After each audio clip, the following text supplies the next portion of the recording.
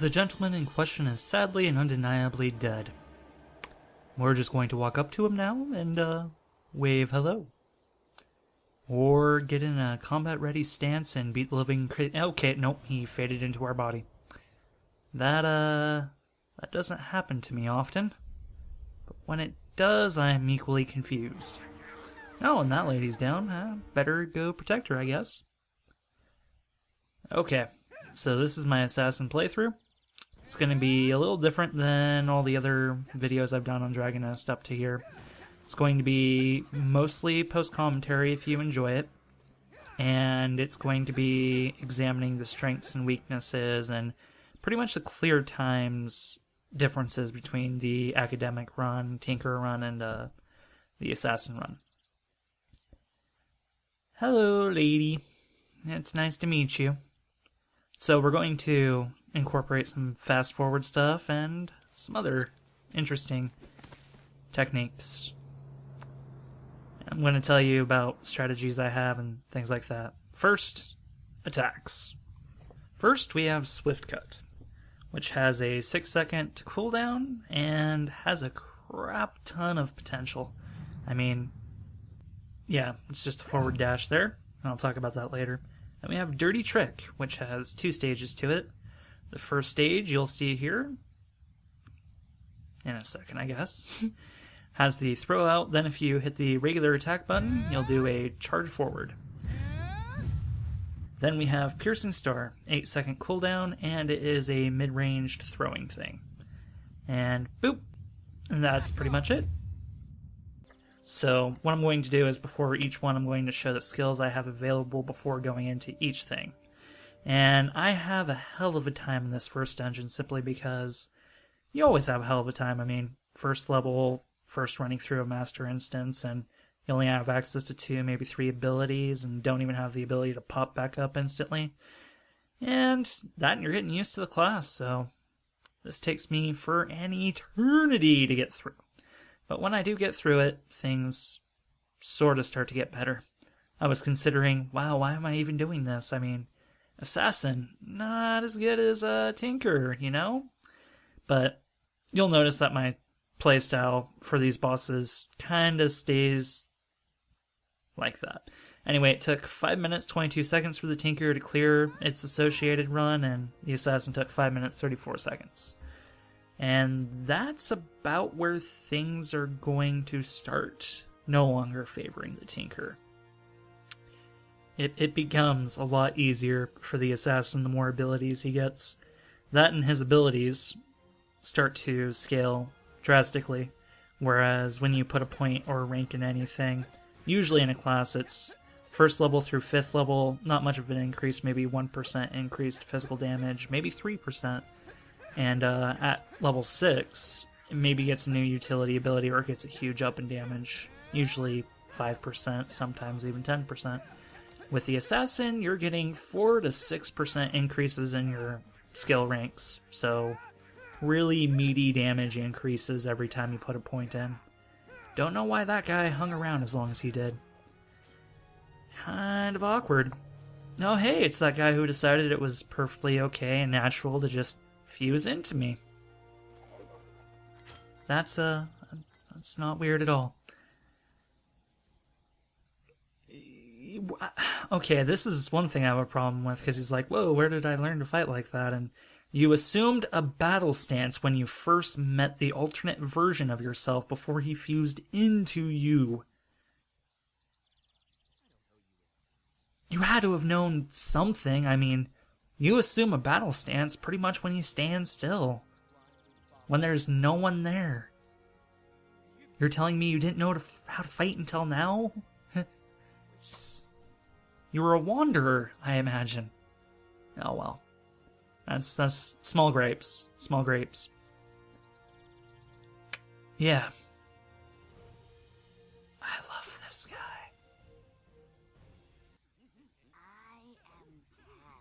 He's also a cat. I'm not joking, I love this guy. This is I was like, I don't know if I want to continue playing this guy because he's kind of weak to start off, and then I talked to this cat and I was like, I don't care if he stays weak for an eternity, I'm going to play as him. Simple as that. Yeah. I'm gonna force you to stare at him a little while longer. Look into his eyes. Tabby.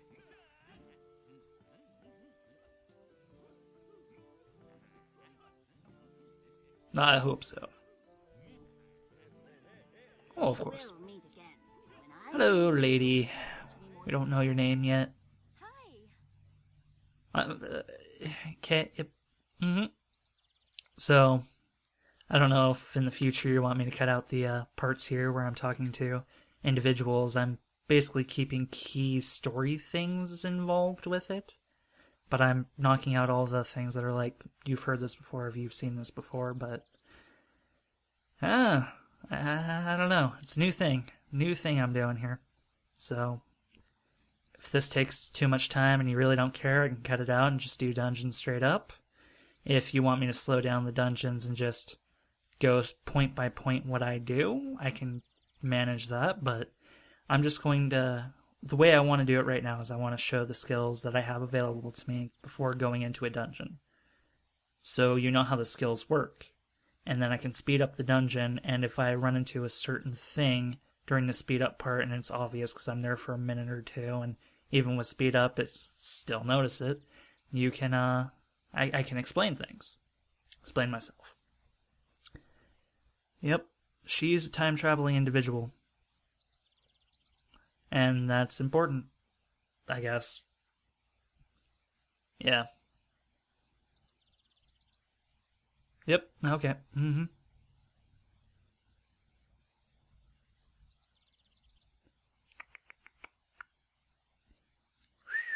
She does talk for quite a while. But time travel is like my thing, so. Can we stop somewhere for ice cream? Anyway, on to Fan of Blades, 12-second cooldown, and it shoots about 5 or 6 knives out from you in a little pattern there. Has about mid-range and does decent amounts of damage. So I'm going to start clearing things a lot faster now that I have basically a trash mob killer.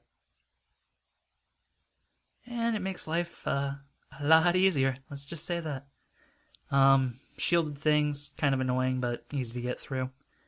And just plowing through. My boss strategy is pretty much just get him in a corner and beat the living crap out of him. And it works. It works really well. You have a lot of things that come off cooldown really fast, can hit the target, stagger them, stun them. So it makes the starting bosses just a little bit of a breeze. Just a tad bit of a breeze.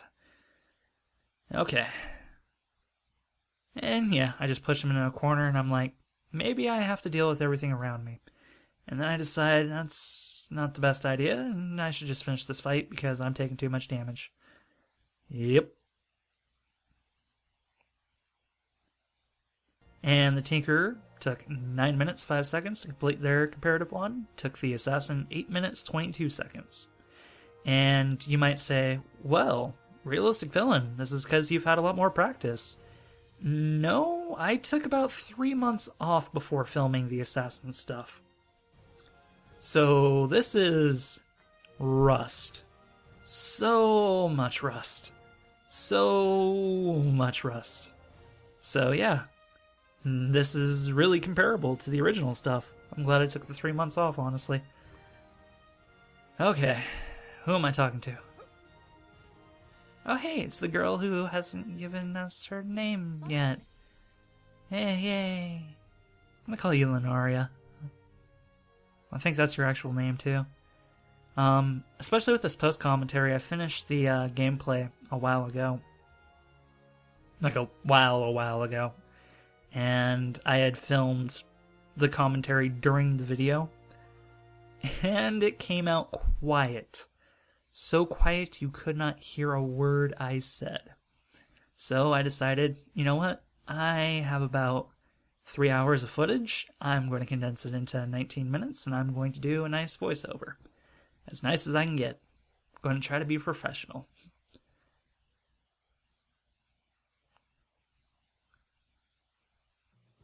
Yeah, we kind of... Okay. I like what she says when you're finished talking to her, though, so I guess I gotta give her that at least. She's an enjoyable NPC to talk to after the fact. Oh yeah, it is Lenoria. There we go. Now we know, and knowing is half the battle.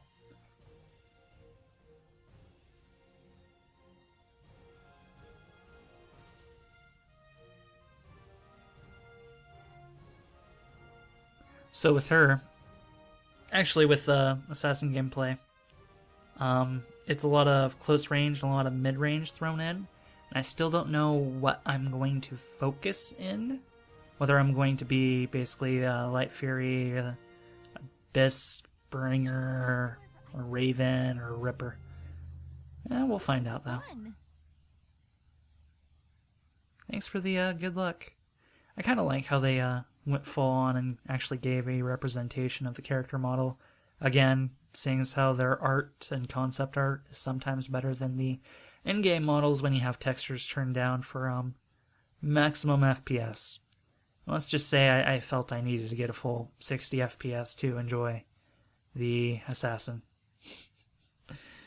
And that's what I did. I turned down textures a little bit, and I don't know if it's noticeable.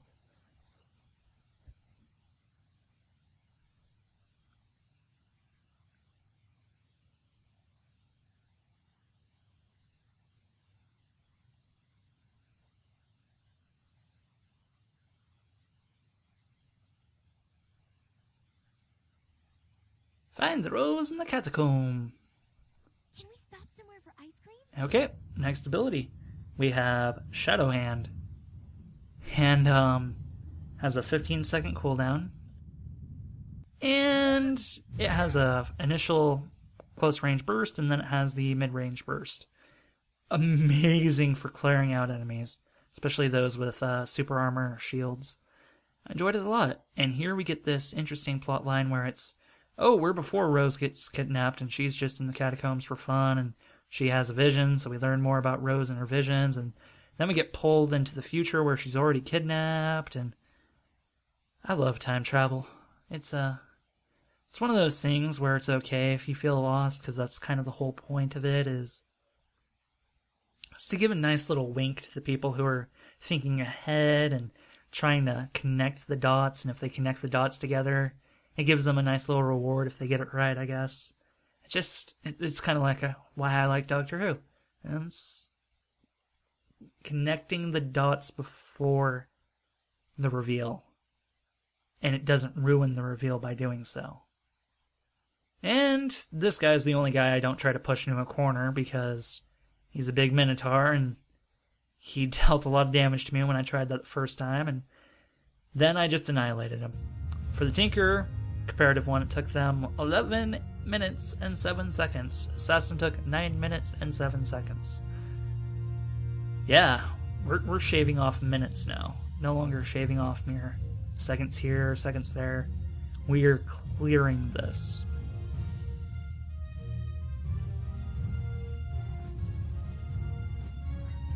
And then we get to talk to her about time travel. Yeah. Yep, time jumps. Obviously, makes complete sense. And it makes you want to throw up. So, there's small grievances, I guess. Yeah. No, okay.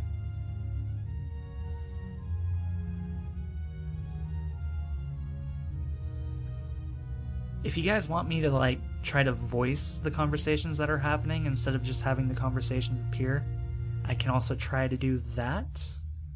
But just give me a response in the comments or something. What do you want to see? And here we have Triple Blade.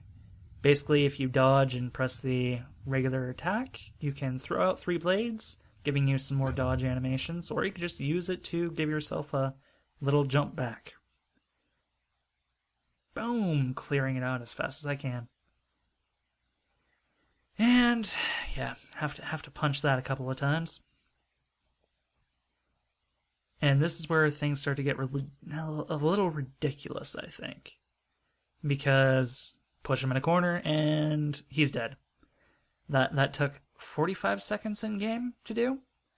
Tinkerer time, 8 minutes 26 seconds. Assassin time, 3 minutes 22 seconds. Yeah. So I'm enjoying Assassin. I'm enjoying Assassin. If it wasn't for life intervening, I would have probably had a lot more videos out already. But I was studying for a test, and now I gotta study to retake that test. Let's just say 3-hour tests are not my forte. This is fun. Hello there, Lenaria? Lenaria? There's probably a correct way to say her name.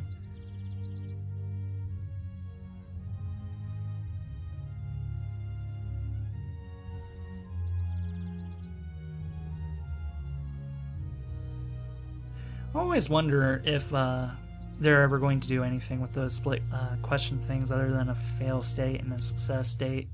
Maybe have branching paths where it could take you somewhere completely different if you answer it different to someone else who answered it. I don't think that's going to happen, though. You can't get rid of me that easily. And then the last area.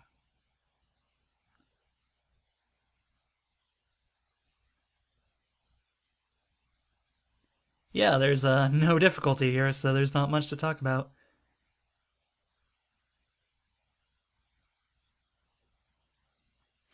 It's quite interesting, actually. So, boop, and then just push this guy into a corner, he'll teleport out, push him back, and he's dead again. And that's it. That's my boss strategy. And it works.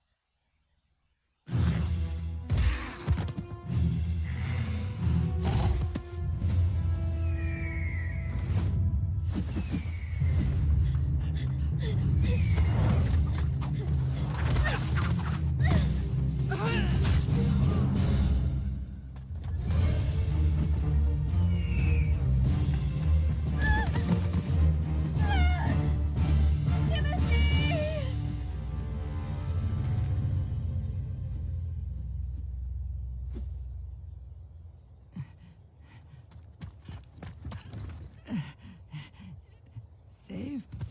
Timothy dead. He dead. So that's 2 people that died. One was you, and one was Timothy. And that's the one cutscene that I didn't get to show because it was the winter area I was in before. Yeah, death. Great. 7 minutes, 5 seconds for the Tinker, and 5 minutes, 22 seconds for the Assassin. Yeah, just plowing through this stuff. And that is the entirety of the starting zone, moving on to Carderock Valley. So, leave a message if you'd like to see me continue doing post-commentary sped up. Or if you'd like to see me, I don't know, do each of the dungeons individually and comment on them. Or if you like the little time differences I have going on. Or if you'd like to hear music during the sped up parts, or just tell me what you want in the comments, because as long as I'm doing something, and as long as I'm having fun and it's distracting me, I can do anything. I don't really have a preference. Yay, time travel. We just going to Carderock Valleys. Yeah, Shay. Guess what? You failed. How's that feel?